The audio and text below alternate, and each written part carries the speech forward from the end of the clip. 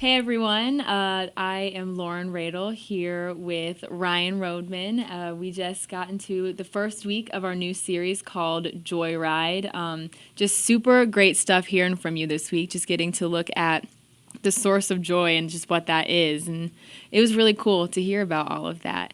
And so something that I noticed in it is that you talked a lot about Paul and just kind of his life and looking at the trajectory of all that he's been through and just how in the intense and crazy situations of his life that he went through, he so quickly managed to find joy in those ways. And so what do you think that you could give for like advice for that? Because I think it's hard for us because it's hard to get that joy quickly. I think it's really hard. I do. I think it's really hard.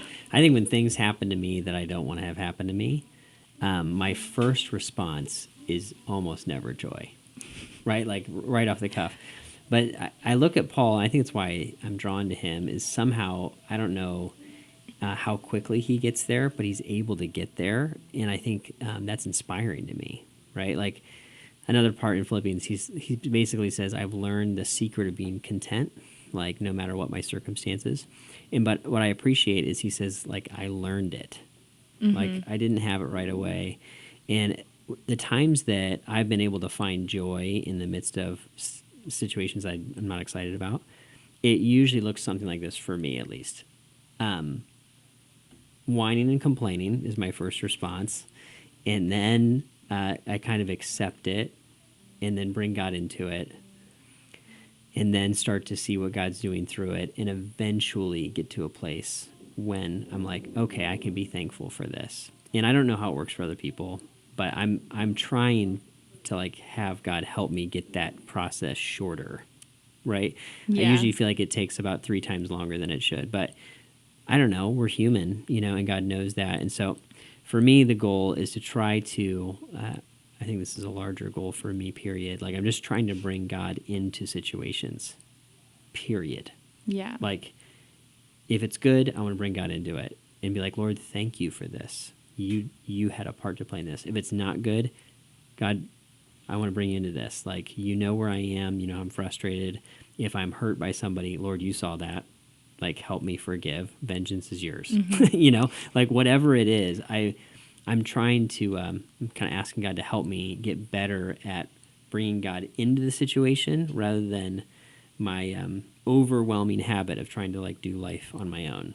Yeah. And I think we all struggle with that. Yeah, I love that idea of like bringing God into it, which I think like goes like really well with when you were talking about just pain and like how it's you can find joy because Jesus is in your life, like because of Christ. Yep. And that's like such a cool thing. Yeah, I feel super slow at learning it. Like just to Yes. be clear, I wish I was farther along, but I want more of that. I want more Christ with me.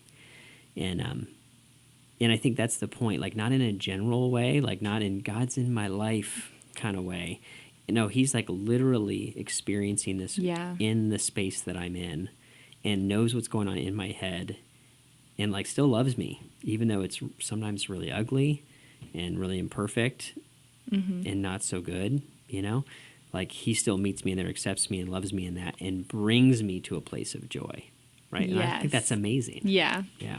So I don't know. I would love to know. I would love to be a fly on the wall in the cell that Paul was in jail in. And like, I would love to know how that worked. Yes. Because there's another part in scripture where he says, hey, we were despairing of life. Like, we didn't even want to be alive anymore. We were so done with this.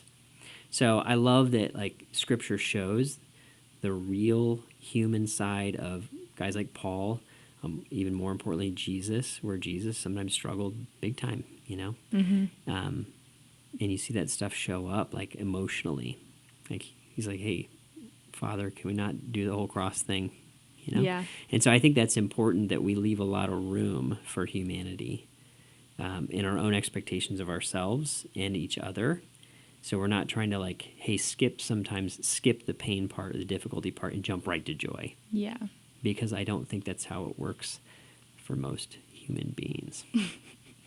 I absolutely love that so much. Thank you so much for just a little bit of extra insight on all of this. And so Thank you guys so much for joining us. Make sure to tune in next week for our weekend service where we are going to be just looking at some more practical ways to be looking at this idea of joy and how we can put it into our lives. So thank you so much, Ryan, for hanging out with me for a little bit. Sure and thing. thank you guys for listening and watching.